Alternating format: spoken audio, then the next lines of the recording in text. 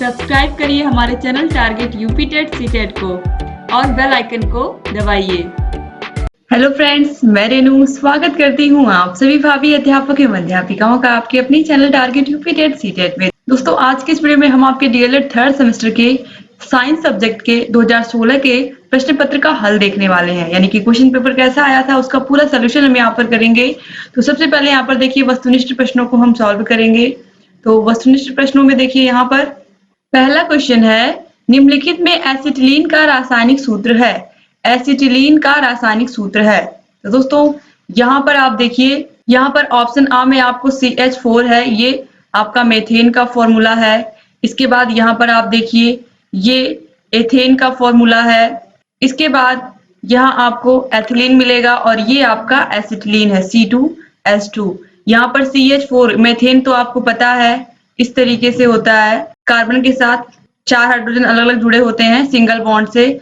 और इस तरीके से यहाँ पर C2H6 की अगर मैं बात करूं तो इस तरीके से ये होता है, इस तरीके से हाइड्रोजन जुड़े होते हैं कार्बन से और C2H6। इसके बाद देखिए C2H4 अगर हम बनाए तो इस तरीके से कार्बन कार्बन डबल बॉन्ड होता है कार्बन और कार्बन का, तो इस तरीके से ये बनता है, इस तरीके से जुड़े होते हैं आपस में।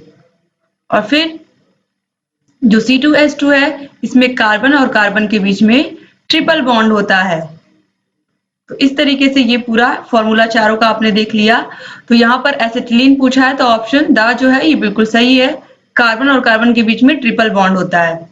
इसके बाद क्वेश्चन नंबर 2 है, जब वस्तु अवतल दर्पण के मुख्य फोकस एवं वक्रता केंद्र के मध्य रखी हो तो प्रतिबिंब बनेगा। दोस्तों अवतल दर्पण से बनने वाले प्रतिबिंब, उत्तल दर्पण से बनने वाले प्रतिबिंब, दोनों को ही मैंने बहुत ही अच्छे से आप लोगों को समझा करके पढ़ाया है। आपको पता है कि साइंस विषय पूरा पढ़ा करके मैंने खत्म कर दिया है, नोट्स भी बनवा दिए हैं आप लोगों के। जिन प्रशिक्षुओं ने अभी तक नहीं पढ़ा है क्लास, वो लोग प्लीज क्लासेस को देखें।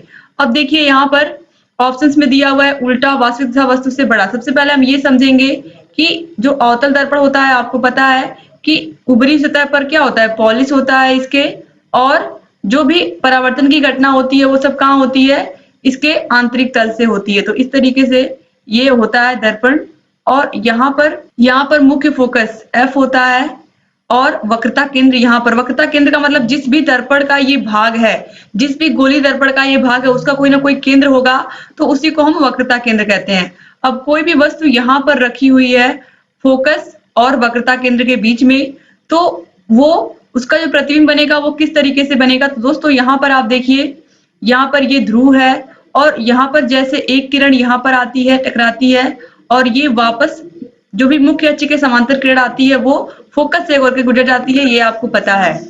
इसके बाद एक किरण और यहाँ इस वस्तु से, मान लीजिए ये वस्तु AB है, यहाँ से निकलती है और वह फोकस से होकर के जाती है। अगर फोकस से होकर के जाएगी तो आपको पता है कि वह मुख्य अक्ष के समांतर वापस फिर लौट जाएगी।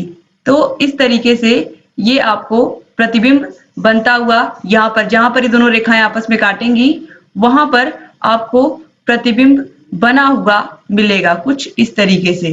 तो ये जो प्रतिबिंब यहाँ पर बना है ये आप देखिए इस तरीके से बना हुआ मिलेगा।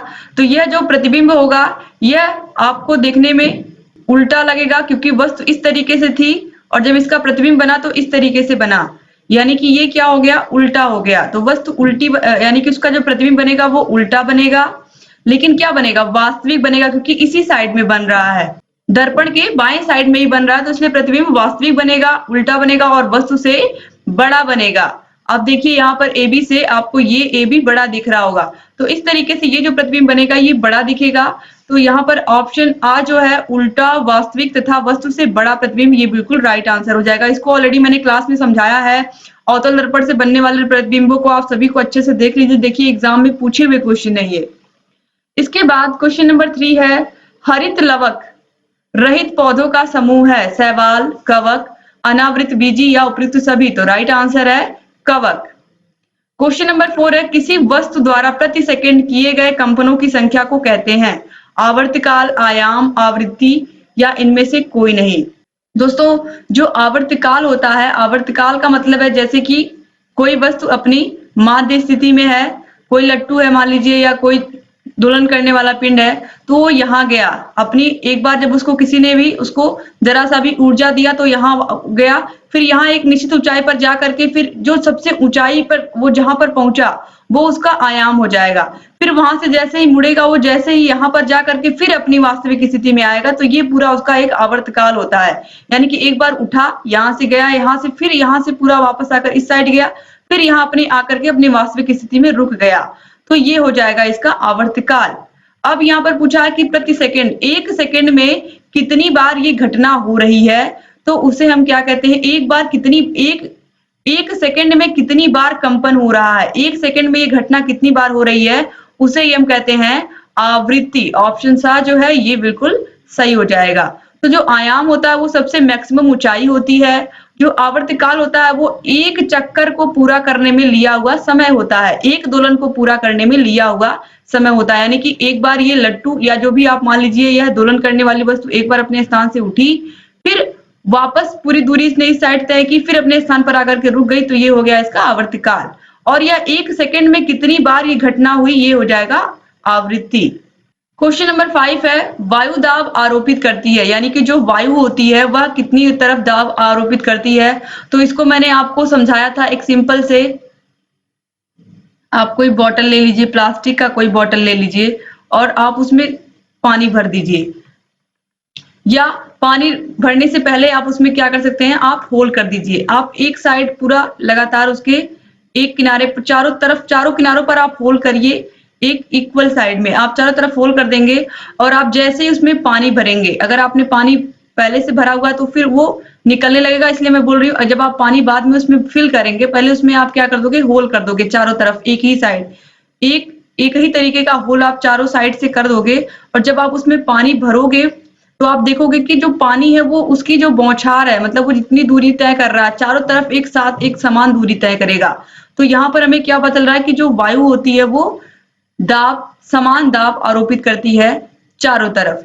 तो ऑप्शन सा जो है चारों दिशाओं में, ये बिल्कुल राइट आंसर हो जाएगा। क्वेश्चन नंबर 6 है, यांत्रिक ऊर्जा किसे कहते हैं, सूत्र लिखिए। किसी वस्तु में केवल यांत्रिक कारणों से कार्य करने की जो क्षमता होती है उसे उस वस्तु की यांत्रिक ऊर्जा कहते हैं। यह गतिज ऊर्जा तथा स्थितिज ऊर्जा के रूप में 2 प्रकार की होती है।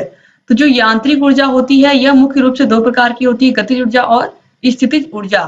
किसी वस्तु में केवल यांत्रिक कारणों से कार्य करने की जो क्षमता होती है, यांत्रिक कारणों का मतलब है आप लोग बहुत सारे यंत्र अपने दैनिक जीवन में देखते हो चलते हुए, चाहे वो आपके घर में टेबल फैन हो, चाहे आप लोग देखते हो जो लाउड स्पीकर होता है, इसके अलावा आपके घरों में छोटे मोटे यंत्र होते हैं, जो पानी चलाने वाला मोटर होता है, यानी कि जो मोटर होता है वो भी क्या करता है, यांत्रिक कार्य ही करता है, तभी आपकी टंकी में पानी पहुंच पाता है। तो इस तरीके से जो छोटी छोटी चीजें हमारे दैनिक जीवन में होती हैं, जो यंत्र कार्य करते हैं, उन्हीं में क्या होती है, यांत्रिक ऊर्जा होती है। और इसमें गतिज ऊर्जा और स्थितिज ऊर्जा 2 प्रकार की ऊर्जा होती है। तो ये भी आप लोग याद रखिएगा कि ऊर्जा कितने प्रकार की होती है, गतिज ऊर्जा और स्थितिज ऊर्जा। ये जो इसे हम कहते हैं यांत्रिक ऊर्जा, याद रखिएगा आप लोग दोस्तों, बहुत इंपॉर्टेंट है। इसके बाद क्वेश्चन नंबर 7 है, प्रतिध्वनि सुनाई देने के लिए ध्वनि उत्पादक और परावर्तक तल के बीच की न्यूनतम दूरी कितनी होनी चाहिए। प्रतिध्वनि का मतलब बहुत ही सिंपल है, मैंने आसानी से आपको समझाया है। आप कहीं भी किसी भी खाली जगह पर आप कुछ भी बोल के देखिए, आपको वह ध्वनि वापस सुनाई देगी। तो यह ध्वनि वापस सुनाई देने के लिए आपको ध्वनि जहां से उत्पन्न हो रही है, उत्पादक जो इसको उत्पादित कर रहा है यानी कि जो बोल रहा है, और परावर्तक तल जहां से ये परिवर्तित हो रही है, उसके बीच की न्यूनतम दूरी कितनी होनी चाहिए, 16.6 मीटर, कम से कम इतनी दूरी होनी चाहिए। और ये मैंने आप लोगों को क्लास में बताया भी है, इंपॉर्टेंट है, देखिए 2016 के क्वेश्चन पेपर में ये पूछा गया है। इसके बाद दोस्तों अगला क्वेश्चन है, क्वेश्चन नंबर 8, सिराएं क्या है, इनका मुख्य कार्य क्या है। तो दोस्तों ये नलिकाओं का समूह है जो अशुद्ध रक्त को शरीर के विभिन्न अंगों से हृदय की ओर ले जाता है। तो जो सिराएं होती हैं ये क्या करती हैं, ये रक्त को हृदय तक पहुंचाती हैं। आपको इतना याद रखना है कि जो अशुद्ध रक्त है उसको ये क्या करती हैं, हृदय तक पहुंचाती हैं, हमारे हार्ट तक पहुंचाती हैं, ताकि वो रक्त शुद्ध हो पाए। और जो धमनियां होती हैं वो क्या करती हैं, वो शुद्ध रक्त को पूरे शरीर में पहुंचाती हैं, हृदय से ले जा करके पूरे शरीर में। तो याद रखिएगा आप लोग, ये भी इंपॉर्टेंट है। क्वेश्चन नंबर 9 है, प्रतिवर्ती क्रिया के कोई 2 उदाहरण लिखिए। तो दोस्तों आंखों का झपकना, खाना देखकर मुंह में लार का आना, ये सब क्या है, प्रतिवर्ती क्रिया के एग्जाम्पल है। क्वेश्चन नंबर 10 है नवीकरणीय ऊर्जा किसे कहते हैं? नवीकरणीय ऊर्जा और अनवीकरणीय ऊर्जा मैंने इतने अच्छे से आप लोगों को समझाया है कि अनवीकरणीय मतलब जो नए नहीं है, जो पुराने हैं। तो पुरानी ऊर्जा के स्रोतों में कौन है? पेट्रोल है, डीजल है, कोयला है, ये सब क्या है? पुराने ऊर्जा के स्रोत हैं। अब नए ऊर्जा के स्रोत कौन कौन से हैं? नए ऊर्जा के स्रोत में वायु ऊर्जा यानी कि पवन ऊर्जा है, जिससे पवन चक्की चलती है, जल ऊर्जा है, सौर ऊर्जा, सूर्य से प्राप्त होने वाली ऊर्जा। ये ऐसी ऊर्जा के स्रोत हैं जिन्हें हम फिर वापस प्राप्त कर लेते हैं। तो इसीलिए ये पुनः प्राप्त होने वाले ऊर्जा के स्रोत जो कभी नहीं खत्म हो सकते हैं, इसीलिए इन्हें हम नवीकरणीय ऊर्जा के स्रोत कहते हैं। ये बहुत ही इंपॉर्टेंट क्वेश्चन है। प्रकृति में इनकी आपूर्ति निरंतर होती रहती है, अतः इन्हें बार बार प्रयोग में लाया जा सकता है। ऊर्जा के ऐसे स्रोतों को नवीकरणीय ऊर्जा कहते हैं। क्वेश्चन नंबर 11 है रासायनिक परिवर्तन किसे कहते हैं? दोस्तों, रासायनिक परिवर्तन में एक या एक से अधिक नया पदार्थ बनता है जिससे सामान्यतया पूर्व पदार्थों को प्राप्त नहीं किया जा सकता, जैसे कि दूध से दही का बनना, इसके अलावा कागज का जलना, ये सब क्या है? ये सब रासायनिक परिवर्तन है। एक बार ये परिवर्तित हो गए तो फिर ये नए पदार्थ ही बनते हैं। एक बार आपने कागज को जला दिया तो वो राख बन गया, उस राख से आप वापस कागज नहीं बना सकते। एक बार दूध से आपने दही बना लिया, फिर वापस आप दही से दूध नहीं बना सकते। एक बार दूध को फाड़कर आपने पनीर बना लिया, फिर पनीर से वापस आप दूध नहीं बना सकते।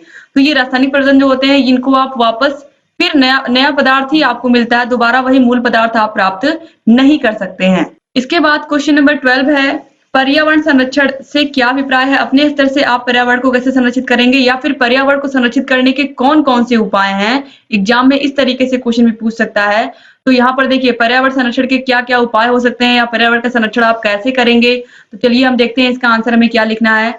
पर्यावरण संरक्षण की समस्या विकसित देशों में अधिक है। पर्यावरण संरक्षण हेतु निम्न कदम उठाए जाने चाहिए। संसाधनों का उपयोग इस प्रकार हो कि सामाजिक विकास तथा पर्यावरण संरक्षण सुनिश्चित रहे, यानी कि जहां तक हो पाए हमें पेड़ पौधों को अधिक ना काटना पड़े। अगर हम एक पेड़ काट रहे हैं तो कम से कम 20 पेड़ उसकी जगह पर लगाएं। तो ये सब चीजें होनी चाहिए ताकि जो पर्यावरण है उसको नुकसान ना हो। विकासशील देशों की परिस्थितियों एवं विशेष प्रकार की आवश्यकताओं की पूर्ति हेतु उनके अनुरोध पर आर्थिक तथा तकनीकी ज्ञान उपलब्ध कराना, जिससे पर्यावरण संरक्षण का ज्ञान उपलब्ध कराना, जिससे पर्यावरण संरक्षण को बढ़ावा मिल सके। यानी कि जो पर्यावरण संरक्षण है इसकी आवश्यकताओं की पूर्ति हेतु उनके अनुरोध पर आर्थिक तथा तकनीकी ज्ञान उपलब्ध कराया जाए, ताकि जहां तक हो सके हम तकनीकी का प्रयोग करके पर्यावरण का संरक्षण कर सकें। वन्य जीवों को उपयुक्त प्राकृतिक संरक्षण प्रदान करना तथा उनके आश्रय स्थलों की व्यवस्था करना मनुष्य की नैतिक जिम्मेदारी है। यानी कि आपको पता है अगर हम पेड़ पौधों को काट देंगे, वनों को नष्ट कर देंगे तो उसमें रहने वाले जो जीव जंतु हैं वो कहाँ जाएंगे। तो ये बहुत जरूरी है कि हम उनका भी ख्याल रखें, उनके भी आश्रय स्थल, उनके भी घरों का हम ख्याल रखें। मादक पदार्थों तथा अन्य पदार्थों का विसर्जन तथा ऊष्मा का उत्सर्जन इस प्रकार हो कि पर्यावरण प्रभावित ना हो। प्रदूषण नियंत्रण हेतु सभी देशों के निवासियों का उचित समर्थन मिलना चाहिए। सभी देशों को इसमें बढ़ चढ़ करके भाग लेना चाहिए। इसके अलावा समुद्र के ऐसे प्रदूषण को नियंत्रित करना जिससे मनुष्य के स्वास्थ्य, समुद्री जीवों के जीवन को खतरा तथा समुद्र के हितकारी उपयोग में बाधा उत्पन्न हो, ऐसा हमें नहीं करना है। यानी कि क्या करना है? नियंत्रण करना है कि मनुष्य जहां तक हो सके नदियों को, समुद्रों को साफ सुथरा रखे। प्राकृतिक आपदाएं पर्यावरण के लिए गंभीर समस्याएं पैदा कर सकती हैं, इसलिए विकासशील देशों को आर्थिक एवं प्रौद्योगिकी की मदद से अपेक्षित सहयोग देना। संयुक्त राष्ट्र में चार्टर द्वारा राज्यों को अपने संसाधनों का इस प्रकार से दोहन का अधिकार है कि पर्यावरण को हानि न पहुंचे। छोटे छोटे सभी देशों द्वारा पर्यावरण सुरक्षा हेतु बराबरी की कार्रवाई करनी चाहिए। पर्यावरणीय प्रभावों को प्रभावी रूप से नियंत्रित करने हेतु बहुपक्षीय एवं द्विपक्षीय व्यवस्थाओं पर विचार करना, जिससे सभी की सार्वभौमिकता तथा उनके हित सुरक्षित रह सके। इसके बाद दोस्तों यहाँ पर आप देखिए अगला पॉइंट है मानव तथा पर्यावरण को आणविक हथियार एवं अन्य जन संहारक संसाधनों के प्रभाव से बचाना। यानी कि जो परमाणु हथियार हैं या फिर जो इस तरीके की चीजें हैं ये बहुत ही कम यूज करें, क्योंकि इससे क्या होगा? पर्यावरण को बहुत भारी नुकसान होगा। तो ये सब चीजें हैं, पर्यावरण संरक्षण के लिए हम ये सब चीजें कर सकते हैं। तो इसमें से 9 पॉइंट दिए हुए हैं, आप 4 से 5 ही एग्जाम में लिख सकते हैं, इतना ही बहुत है। आपने इसको देखा। अब इसके बाद दोस्तों हम अगला क्वेश्चन देखेंगे। क्वेश्चन नंबर 13 है स्टरलाइजेशन विधि से खाद्य पदार्थों को सूक्ष्म जीवों से कैसे सुरक्षित रखा जा सकता है? संक्षेप में लिखिए। दोस्तों स्टरलाइजेशन एक विधि है जिसके माध्यम से खाद्य पदार्थों को सूक्ष्म जीवों से मुक्त किया जाता है, जिससे खाद्य पदार्थ एक निश्चित समय तक खराब नहीं होते हैं। फ्रिज एक ऐसा उपकरण है जिसके द्वारा सामान्य ताप से कम ताप यानी कि 5 डिग्री सेल्सियस से 10 डिग्री सेल्सियस उत्पन्न कर सूक्ष्म जीवों की उपापचयी क्रियाएं तथा वृद्धि को नियंत्रित किया जाता है। इसलिए फ्रिज का उपयोग फल, सब्जियों तथा खाद्य पदार्थों आदि को संरक्षित करने के लिए एवं पेय पदार्थों को ठंडा करने के लिए किया जाता है। तो ये आप लोगों को समझ में आ गया कि जो स्टरलाइजेशन विधि होती है क्यों होती है, ताकि जो खाद्य पदार्थ है उनको कम ताप पर रख करके जो उसमें सूक्ष्म जीव है उनको हम नष्ट कर सके और जो वस्तुएं हैं वो अधिक दिनों तक चले, चाहे फल हो चाहे सब्जियां, हम लोग इसीलिए फ्रिज में रखते हैं ताकि वो अधिक दिनों तक चले। क्वेश्चन नंबर 14 है, अभिसारी तथा अपसारी लेंस में क्या अंतर है? सचित्र संक्षेप में समझाइए। बहुत ही अच्छे से मैंने आप लोगों को समझाया है कि अभिसारी और अपसारी लेंस क्या होता है। अभिसारी मतलब उत्तल लेंस और अपसारी मतलब अवतल लेंस। तो अभिसारी और अपसारी का मतलब क्या होता है? अभिसारी का मतलब होता है जो उत्तल लेंस होता है वो क्या करता है, आपको पता है जो उत्तल लेंस होता है इस तरीके से उभरा हुआ होता है, सारी प्रक्रियाएं उसकी इस तरीके से होती हैं। तो जो उत्तल लेंस होता है आप देख सकते हैं ये किनारों पर पतला होता है, बीच में उभरा हुआ होता है और इससे जो किरणें जाती हैं ये क्या करता है, इन किरणों को समेट देता है, इसीलिए ये अभिसारी होता है। ये क्या करता है, इन किरणों को आपस में, जैसे सूर्य की किरणें अगर आ रही हैं तो ये क्या करेगा, इन सभी किरणों को एक बिंदु पर केंद्रित कर देगा। तो यह उत्तल लेंस होता है, इसे हम अभिसारी लेंस भी कहते हैं, याद रखिएगा आप लोग। और उत्तल लेंस को हम क्या कहते हैं, अभिसारी लेंस कहते हैं। अब इसके बाद देखिए अपसारी लेंस कौन है, अवतल लेंस क्या होता है, अब अपसारी लेंस होता है। क्यों? अवतल लेंस देखिए किनारों पर चौड़ा होता है, बीच में पतला होता है, और अवतल लेंस आपको पता है उभरा हुआ जो तल होता है जिसमें इससे क्रिया होती है ये होता है उत्तल लेंस, और जिसमें आंतरिक तल से क्रिया होती है वो क्या होता है, अवतल लेंस। तो यहाँ पर आपको दिख रहा होगा अवतल लेंस। तो यहाँ पर ये जो किरणें होती हैं ये क्या करती हैं, ये सभी क्या करती हैं, किरणों को दूर फैलाती हैं, इसीलिए ये अपसारी होती हैं। तो उत्तल लेंस क्या होता है, अभिसारी, और अवतल लेंस अपसारी लेंस होता है। बहुत महत्वपूर्ण है। आप देखिए 2 नंबर का क्वेश्चन ये पूछा गया है तो आपको समझ में आ गया होगा कि अपसारी लेंस कौन होता है और अभिसारी लेंस कौन होता है। तो अभिसारी लेंस क्या करता है, किरणों को समेट देता है, और अपसारी मतलब फैला देता है। इसके बाद क्वेश्चन नंबर 15 है, धातुओं के संक्षारण हेतु अपनाई जाने वाली विभिन्न विधियों को संक्षेप में बताइए। तो धातुओं को संक्षारण यानी कि धातुओं को क्षरण से बचाने के लिए आवश्यक है कि धातु को नमी तथा हवा से बचाया जाए। सिंपल सा एग्जांपल है, अगर आपने लोहे की कोई वस्तु आपने उसको बाहर धूप में रख दिया है, उसको धूप भी मिल रही है, बरसात मिल रही है, हर तरीके से वो बहुत सारी मौसमों को झेल रहा है, तो आप देखेंगे कि एक टाइम पर उस लोहे की रॉड में या लोहे की छड़ में क्या हो जाएगा, या लोहे के सरिये में जंग लग जाएगा, एक परत आपको जलती हुई दिखाई देगी। तो वो क्या होता है कि वह वस्तु खराब होने लगती है, उसका क्षय होने लगता है। तो उसे हम कैसे बचा सकते हैं, नमी से, हवा से, क्या क्या चीजें अपना करके, वही बातें यहाँ पर बताई गई हैं। तो धातुओं को क्षरण से यानी कि नुकसान से बचाने के लिए निम्नलिखित विधियों का उपयोग किया जाता है। मिश्र धातु बनाकर किसी एक धातु में दूसरी धातु या अधातु मिलाने पर वह अधिक कठोर, अस्थायी तथा संक्षारण से सुरक्षित हो जाती है। स्टेनलेस स्टील, लोहा तथा कार्बन का मिश्र धातु है। जो हमारे घरों में स्टेनलेस स्टील के जो बर्तन होते हैं वह लोहे और कार्बन के मिश्रण होते हैं, और इससे क्या होता है, वस्तु जंग से सुरक्षित रह जाती है और आसानी से उसमें जंग नहीं लगता है। तो इस तरीके से हम क्या करते हैं कि उसमें हम कुछ धातु मिला देते हैं, दूसरी धातु मिला करके, अधातु मिला करके उस धातु को हम और मजबूत बना देते हैं। इसके बाद ग्रीस या तेल लगाकर, ये तो आपको पता ही, ग्रीस या तेल की परत भी धातु को वायु और नमी से संपर्क समाप्त कर उसके संक्षारण को रोकती है। यानी कि हम ग्रीस और तेल लगा करके भी क्या कर सकते हैं, उस धातु को वायु और नमी से सुरक्षित रख सकते हैं। इसके बाद विद्युत लेपन द्वारा या इलेक्ट्रोप्लेटिंग द्वारा कुछ धातु जैसे कि क्रोमियम, टिन तथा निकिल वायुमंडल में उपस्थित ऑक्सीजन तथा नमी से प्रभावित नहीं होते हैं। लोहे का क्षरण रोकने के लिए उसके चारों ओर क्रोमियम तथा टिन की इलेक्ट्रोप्लेटिंग की जाती है। एल्यूमिनियम को क्षरण से बचाने के लिए उसके ऊपर एल्यूमिनियम ऑक्साइड का विद्युत लेपन किया जाता है। इसके बाद चौथा पॉइंट है, पेंट का लेप चढ़ाकर धातुओं की वस्तुओं की सतह पर पेंट करके उसे क्षरण से बचाया जा सकता है। इसी कारण स्टील के फर्नीचर, लोहे के पुल या सामानों पर पेंट किया जाता है। फिर धातु चढ़ाना या गैल्वेनीकरण क्रिया बहुत ही महत्वपूर्ण है, इंपॉर्टेंट है। गैल्वेनीकरण की क्रिया किसे कहते हैं, ये एग्जाम में पूछा गया है। तो लोहे को जंग से बचाने के लिए, यहाँ पर ग रहेगा, जंग से बचाने के लिए लोहे की चादर या अन्य पात्र को पिघलते हुए जस्ते में डुबो दिया जाता है। पिघलते हुए जस्ते में डुबो दिया जाता है, जिसके कारण लोहे पर जस्ते की एक पतली परत चढ़ जाती है, इसे गैल्वेनीकरण की क्रिया कहते हैं। तो याद रखिएगा, लोहे पर जस्ते की पतली परत चढ़ाना ये क्या होता है, गैल्वेनीकरण की क्रिया होती है, ताकि लोहा जंग से सुरक्षित रहे। इसके बाद क्वेश्चन नंबर 16 है, अनुकूलन किसे कहते हैं? जलीय एवं मरुस्थलीय अनुकूलन को संक्षेप में उदाहरण सहित समझाइए। तो अनुकूलन किसे कहते हैं? आकृति, आकार, रंग, रूप, संरचना तथा आवाज संबंधी लक्षणों में ऐसा परिवर्तन जो सजीव को विशेष पर्यावरण में सफलतापूर्वक जीवित रहने में सहायक होता है, उसे हम अनुकूलन कहते हैं। अनुकूलन का मतलब सिंपल से आप समझिए, वस्तु की जो आकृति होती है, आकार होता है, रंग रूप होता है। जैसे कि जो मछलियां होती हैं वो पानी में रहती हैं, उनका पानी में ही आवास होता है, तो उनके पास बहुत सारी चीजें होती हैं जिससे वह उनका जो रंग रूप होता है, उनका जो आकार होता है, वो पानी में रहने के लिए ही बना है। इसी प्रकार से जो मरुस्थल में जीव जंतु रहते हैं, जैसे कि ऊंट है, तो उनका जो रंग रूप, आकार, जो उनकी पैरों की बनावट होती है, वो वहां रहने के अनुकूल होती है, वहां के अनुकूल होती है। तो जो वस्तुएं, जो जहां पर भी आपको सजीव दिखाई देते हैं, अलग अलग परिस्थितियों में, अलग अलग जगहों पर, उनकी आकृति, आकार, रंग रूप उसी तरीके से उनकी संरचना बनी होती है, ताकि वो वहां पर आसानी से सर्वाइव कर सकें, आसानी से रह सकें। तो यहाँ पर यही बातें बताई गई हैं। आप देखिए जलीय अनुकूलन में कौन कौन आता है। तो देखिए जलीय अनुकूलन में जलीय जीवधारी जैसे कि मेंढक, मछली, जलकुंभी, सिंघाड़ा आदि अपनी रचनात्मक विशेषताओं के कारण जलीय वातावरण में जीवित रहते हैं, तभी वह जीवित रह पाते हैं। जलीय जंतु मछली के शरीर पर जलरोधी सल्क पाए जाते हैं। इनमें श्वसन के लिए विशेष संरचना जैसे कि जल फ्लोम गिल्स होते हैं। तैरने के लिए इनका शरीर धारा रेखित तथा चपटे पंख होते हैं। आंखों पर निमेशक पटल होती है। ये सभी लक्षण मछली के जल में तैरने, भोजन की तलाश तथा श्वसन के प्रति अनुकूलन है।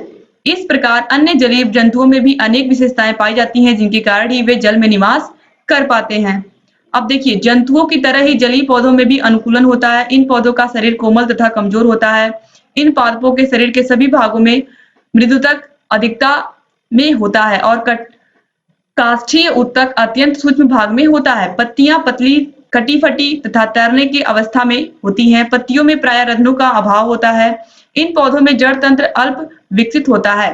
तना पूर्ण वृंत तथा पत्तियों में अधिक वायु के कोश होते हैं तथा जलीय पौधे स्पंजी व हल्के होते हैं, जैसे कि जलकुंभी। जलीय पौधों के सभी भागों पर जलरोधी मोम या उपचर्म की परत पाई जाती है, जो इनको पानी से सुरक्षित रखती है। इसी कारण जलीय पौधे वातावरण से अनुकूलन कर पाते हैं। अब मरुस्थलीय अनुकूलन देखिए, मरुस्थल में रहने वाले जंतुओं को विशेष कठिनाइयों का सामना करना पड़ता है, जैसे कि पानी की कमी, तेज धूप तथा गर्म बालू पर चलना, कांटेदार एवं सल्क पेड़ पौधों के बीच जीवित रहना। उपयुक्त कठिनाइयों के निराकरण हेतु मरुस्थलीय जंतुओं में जल संचय, खुरदरी त्वचा, अधिक बाल, लंबे पैर तथा गद्देदार तलवे रेगिस्तान में दौड़ने के लिए अनुकूलित होते हैं, जैसे कि ऊंट। इसके बाद दोस्तों यहाँ पर आप देखिए, जंतुओं के समान मरुस्थल में उगने वाले पौधे एवं पेड़ों को भी बड़ी कठिनाई का सामना करना पड़ता है। यह पौधे प्राय पानी की कमी, सूर्य की तीव्र रोशनी तथा दिन के समय उच्च तापमान का सामना करते हैं। मरुस्थल पादपों में अनुकूलन के लिए निम्न विशेषताएं होती हैं। जड़ तंत्र अत्यधिक फैला हुआ और गहराई में जाता है, ताकि उन्हें पानी मिल सके। तना मांसल, चपटा तथा हरा एवं स्पंजी हो जाता है, जो भोजन बनाने के साथ जल संचित करने का भी कार्य करता है, जैसे कि नागफनी। क्वेश्चन इसके बाद देखिए यहाँ पर पॉइंट नंबर 3 है, पत्तियों में रत्न गड्ढों में धंसे रहते हैं। इससे वाष्पोत्सर्जन कम होता है। वाष्पोत्सर्जन की क्रिया कम करने के लिए पत्तियां मांसल तथा कांटों या सल्कों के रूप में पाई जाती हैं, जैसे कि नागफनी, धीकवार, सतावर, भड़बंडा आदि। इसके बाद क्वेश्चन नंबर 17 है, कार्बनिक रसायन का क्या अभिप्राय है या कार्बनिक रसायन किसे कहते हैं? कार्बनिक यौगिकों में श्रृंखलन की विशेषता को उदाहरण सहित स्पष्ट कीजिए। दोस्तों देखिए, कार्बनिक रसायन, जो कार्बन होता है उसकी ऐसी प्रकृति होती है कि वह श्रृंखला बनाते हुए चलता है। अभी आपने देखा है मीथेन के फॉर्मूले में, आपने देखा इस तरीके से कार्बन 4 बॉन्ड बनाया हुआ रहता है। तो इस तरीके से आप देखोगे कि जो कार्बन की स्थिति होती है, जो कार्बन होता है वो श्रृंखला बनाता है। आपस में उसके पास 4 संयोजकता होती है, तो आपस में जितने भी उसको जो भी मिलता है, जो भी तत्व उससे मिलता है, वह उसको क्या करता है, उससे बॉन्ड बना लेता है। तो कार्बनिक यौगिकों के अध्ययन से ज्ञात हुआ कि सभी कार्बनिक यौगिकों में तत्व कार्बन का होना आवश्यक है। अतः रसायन की वह शाखा जिसके अंतर्गत कार्बन के यौगिकों का अध्ययन किया जाता है, उसे हम कार्बनिक रसायन कहते हैं। कार्बनिक रसायन किसे कहते हैं? रसायन की वह शाखा जिसके अंतर्गत कार्बन के यौगिकों का अध्ययन करते हैं हम, वह कार्बनिक रसायन कहलाती है। श्रृंखलन का मतलब होता है कि कार्बन परमाणुओं में एक दूसरे से प्रबल संयोजक बंधु द्वारा जुड़कर कार्बन परमाणुओं की लंबी श्रृंखला बनाने का गुण होता है। यह बहुत ही लंबी लंबी चेन बना सकता है कार्बन, देखिए, जिसके कारण कार्बन के विभिन्न प्रकार के अनेकों यौगिक बनाए जा सकते हैं। किसी भी तत्व को अधिक संख्या में यौगिक बनाने का उत्तरदायित्व श्रृंखलन कहलाता है, यानी कि अधिक से अधिक संख्या में यौगिक बना सकता है कार्बन। इस तरीके से यह आप दिख रहा होगा यहाँ पर आपको, ये खुली श्रृंखला है और ये शाखित श्रृंखला है कार्बन की। इस तरीके से कार्बन के पास आपको पता है 4 संयोजकता होती है। अब यहाँ पर ये आपस में तत्वों को इस तरीके से जोड़ लेते हैं। आगे हम बढ़ेंगे, इस तरीके से आप देखिए यहाँ पर ऐसे ये बंद श्रृंखला है, ये विषम चक्रीय श्रृंखला है और ये एलिसाइक्लिक श्रृंखला है कार्बन की। अब इसके बाद दोस्तों देखिए यहाँ पर क्वेश्चन नंबर 18 में दिया हुआ एक प्रारूपिक पुष्प का चित्र बनाकर उसे लेवल कीजिए, यानी कि उसे क्या करना है, आपको नामांकित करना है, यानी कि उस चित्र को बना करके सभी अंगों का नाम आपको बताना है। तो पुष्प वास्तव में पत्तियों का ही रूपांतरण होता है, वह अपने डंठल के पुष्पासन पर लगा रहता है, इसे पुष्प वृंत कहते हैं। पुष्प का जन्म कली से होता है जो कि हरी पत्तियां या निपत्रों से ढकी रहती है। इन पत्तियों को बाह्य पुट चक्र कहते हैं। प्रारूपिक पुष्प के 4 प्रकार के अंग होते हैं जो पुष्पासन पर लगे रहते हैं। यह 4 अंग चक्रों में लगे रहते हैं। इन अंगों के प्रत्येक भाग को पुष्प कहते हैं। चारों चक्रों में से नीचे के 2 चक्र सहायक तथा ऊपर के 2 चक्र बाह्य पुट कहलाते हैं। इस तरीके से आप देख सकते हैं यहाँ पर, ये आप देखिए, ये एक पुष्प है, पुष्प वृंत है, ये पुष्पाक्ष है, ये बाह्य दल है। यहाँ पर आपको जायांग, पुंकेसर, पुंपंतु, इसके अलावा यहाँ पर देखिए दलपुंज है, ये नखर है, भुजा है, ये बाह्य दलपुंज है। इस तरीके से आपको अलग से यहाँ पर बना दिया गया है। ये पुमंग है, अलग अलग इसी पुष्प के अलग अलग भागों को दिखाया गया। ये जायांग, यहाँ पर देखिए, यहाँ पर जायांग यहाँ पर बताया गया है, यहाँ पर उसको पूरा डिटेल में इस तरीके से बताया गया। जायांग में वर्तिकाग्र होता है, वर्तिका होती है, पुष्पासन होता है, जायांग, पुष्पवृंत, अंडाशय, ये सभी चीजें होती हैं। तो यहाँ पर आप देखिए अंडाशय की अनुप्रस्थ काट कुछ इस तरीके से होता है। तो यहाँ पर पूरा डिटेल में आपको बताया गया है पुष्प के भाग। तो यहाँ पर देखिए बाह्य दलपुंज, बाह्य दलपुंज पुष्प के खिलने के पूर्व आंतरिक अंगों की रक्षा करते हैं। पुष्प खिलने के उपरांत यह भोजन निर्माण का कार्य करते हैं। रंगहीन बाह्य दलपुंज दलपुंज का भी कार्य करते हैं। कभी कभी यह फलों के प्रकीर्णन में भी सहायता देते हैं। यह रोमदार रचना में बदल जाते हैं, तब इन्हें रोम कुच्छ कहते हैं। इसके बाद देखिए दलपुंज है, यह परागण के लिए कीटों को आकर्षित करते हैं। हरा दलपुंज भोजन निर्माण का कार्य भी करता है। यह पुंकेसर तथा अंडक की रक्षा करते हैं। फिर है पुमंग, इसका कार्य परागकण उत्पन्न करना होता है। इसके बाद जायांग है। दोस्तों देखिए जायांग जो होता है ये स्त्रीलिंग चक्र में वर्तिका का कार्य परागकणों को ग्रहण करना है। वर्तिका का कार्य पराग नली को अंडाशय तक पहुंचाना है। तो ये पुष्प के भाग हैं, इनको भी आप लोग अच्छे से देख लीजिए, पढ़ लीजिए और समझ लीजिए। इसको बनाने की प्रैक्टिस कर लीजिए। एग्जाम में थोड़ा सा भी अगर आपने प्रैक्टिस कर लिया है, आप सिर्फ इतना ही प्रैक्टिस कर लेते हो तो भी आपको एग्जाम में भूलेगा नहीं।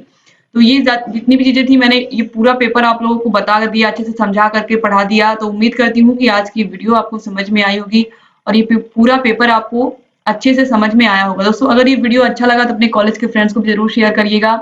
यहाँ आई बटन पर क्लिक करके आपको 3rd सेमेस्टर की सभी वीडियोस मिल जाएंगी। फर्स्ट पेपर शैक्षिक मूल्यांकन मैंने पूरा पढ़ा दिया है। सेकंड पेपर समावेशी शिक्षा पूरा पढ़ा के खत्म कर दिया है। 3rd पेपर आप लोग का साइंस विषय, तो आपको पता है ये पूरा पेपर पढ़ा के खत्म कर दिया है। इसीलिए हम यहाँ पर अब प्रीवियस ईयर क्वेश्चन पेपर को भी सॉल्व करा रहे हैं।